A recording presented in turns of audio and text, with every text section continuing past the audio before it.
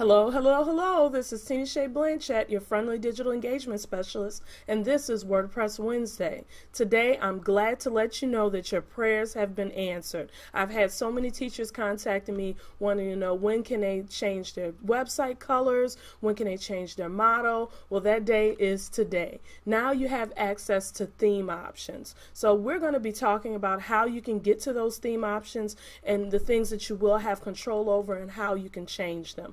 I'm also excited to announce that the website of the week is J.C. Ellis Elementary. You can find their website at, and I want to verify, at ellis.jpschools.org. They have been doing some amazing things with their website, and I can't wait to share some of the things that they're doing and also give you some ideas that you can use on your website. So let's hop right in. So here I am at the elementary school sample site, which can be found at elementary.jpschools.org. I'm logged in as an editor, which is the same role that all school webmasters have. So what I see is exactly what you'll see when you log on to your school website.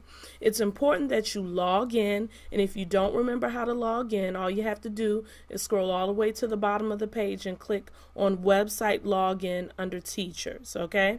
So once you're logged in, you'll have this black bar at the top of the screen. Remember that you know that you're logged in if you see this black bar. And there are two ways that you can access your theme options. The first way is if you're looking at your website, you're looking at the front end, then you can go up to this black bar and roll over the name of your school, okay? And then you'll see right under there you can click on theme options.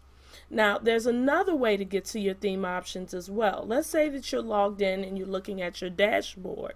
On the dashboard, if you go over to the left, you'll have a module called Appearance. And when you roll over Appearance, you also get to go to your theme options. So those are the two ways that you actually get to the theme options. And as you can see, we have a lot of theme options that we can customize. So I'm going to do a quick overview of everything that you have access to and just give you a few tips as to how you want to work with them. So the first thing that you have here is your school tagline. And I'm going to be doing a lot of toggling back and forth between this page and the actual school pages so you can see exactly where you can find this on your website, okay? So if you look at the tagline, on the elementary school sites, the tagline shows up right here under your school name. Same thing on the middle and high school sites. Your tagline is right under the school name.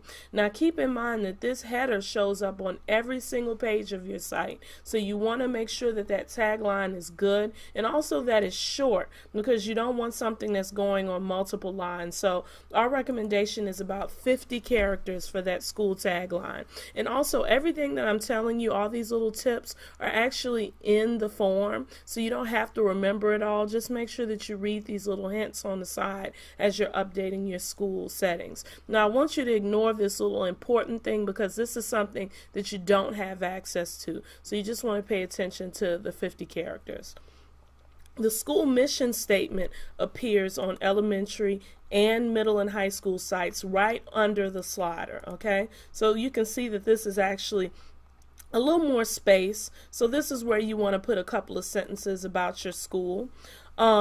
Keep in mind that that mission statement and that tagline are going to be basically splashed all over your site. It's the most prominent text on your site. So you want to make sure that you go through, you edit it, you proofread it, make sure there aren't any typos or spelling errors. As a matter of fact, I would get, after I update this information, I would get at least a couple of other people at my school to just take a look and make sure that it's legit, okay? So that's your school tagline and your mission statement. Then you have fields that you can fill in for your contact information, your street address, your zip code, your main phone number, and your main fax number. Now, you don't have to put a fax number. I've left this blank. If you want to leave it blank, you can. But it's a good idea if you have parents sending information in that you also provide the fax number. Now, on the elementary school websites, you'll see this information in the footer. So this footer, again, is on every page of the site. So it's super important that this information is accurate and up to date. If I go over to middle and high schools, it does not show up in the footer because we have a students module on the high school and middle school websites. But if I click on one of these sub pages, I can see, well, actually I have to go to, let me go to an actual school site because I've played around with these widgets. So let me go to Eric's website.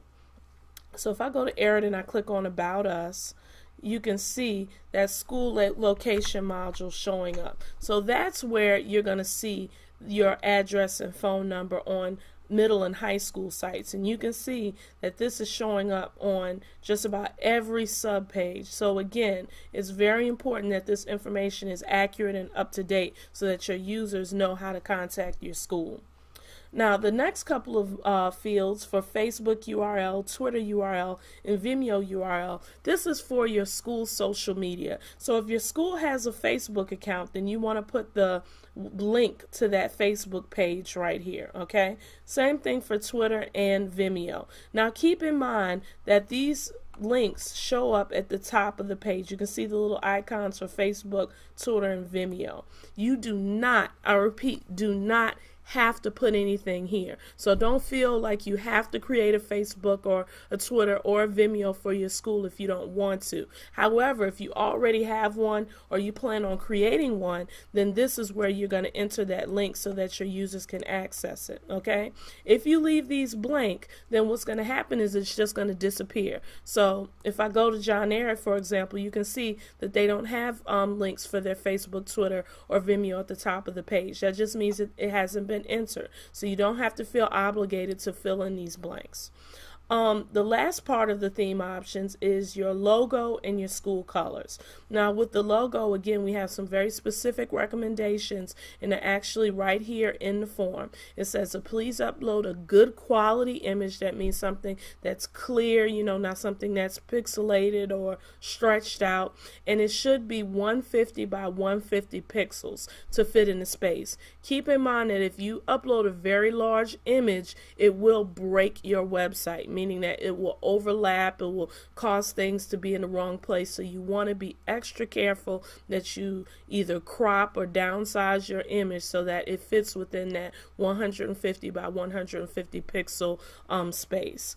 Also, you can use transparent PNG files. That means that, and I know everybody isn't aware of what that is, but if you have a transparent file, you can use it. If not, as long as it's on a white background, then you're good to go.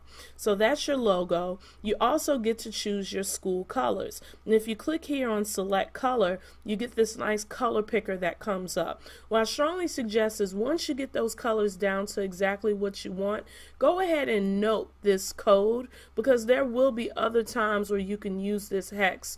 That's what it's called, a hexadecimal code for this color, so that if, say, you're doing t-shirts or you're doing other things in the school and people need to know your school colors, and you can go ahead and provide this information for them.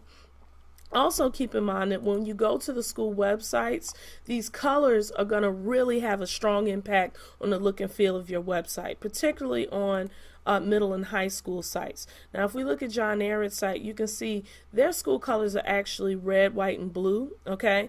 And you can see that they've chosen red here, and I can almost bet that the reason why they didn't put a dark blue here is because it would create an issue with being able to read in this module. So once you pick your school colors, make sure that you actually go back and look at your website to see how those colors work. You may have to tweak them. You may want to eliminate your secondary color, because it's really important that your users can read. It's not so important that the colors are there as much as it is that the content is legible. So you may have to tweak those colors. In general, the color 1 should be a dark color and color 2 should be a light color. So if you have some school colors that say like both of these are light or both of them are dark, then you may only want to use one of your colors, or maybe tweak the color so that it works with the theme, okay?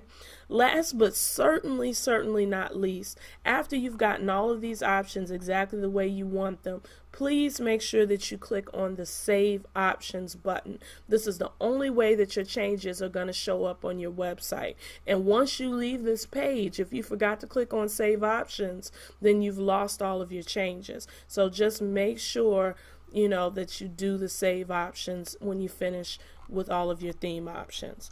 I want to remind you that, as always, I've written a post about this on the elementary and middle school sample sites you can see right here, and I've actually, everything that I talked about in this video has been broken down with screenshots and everything. So if you ever have any questions, then you can always go back and refer to this. The sample sites can be found at elementary.jpschools.org and middlehigh.jpschools.org. So make sure that you check that out to get even more information. So the last thing I want to discuss is J.C. Ellis and their wonderful website, which can be found again at ellis.jpschools.org. Now, if you look at Ellis's website, I mean, you can see that they've really taken the time to upload great slider images, to write lots of posts. You can see each one of their posts has a featured image. But I have to say, and I know I've mentioned this in WordPress Wednesday before, but it's worth mentioning again, I have to say that my absolute favorite feature of Ellis's website has to be Eddie the Eagle. You can see Eddie the Eagle all over this website. Like if I click on the About Us page, you can see that Eddie is right there. If I click on the parent information page, you can see Eddie hanging out with parents. When I click on resources, he's even pointing at the resources. I mean, he even has a cell phone so that you can contact the school. So it's just really fun to click through J.C. Ellis's website and see, all of the different ways that they've incorporated this theme. I want to give big congratulations to Sandy Landry, the webmaster over at Ellis. She has done an excellent job with using this website and really taking advantage of all the features. Now, last week my topic was posts, and as you can see, this website really looks like it has a lot going on because of the number of posts here. And keep in mind that a few of these posts were pushed out from the district, but most of it comes from the school. And it's really important that when people go on your website that they see information about your school and not just the general district information that we've provided. So again, please go take a look at Ellis's website and get great ideas for how you can make your website even better. So again, I'm Tina Shea Blanchett, your digital engagement specialist. This has been WordPress Wednesday. I can't wait to see you next week.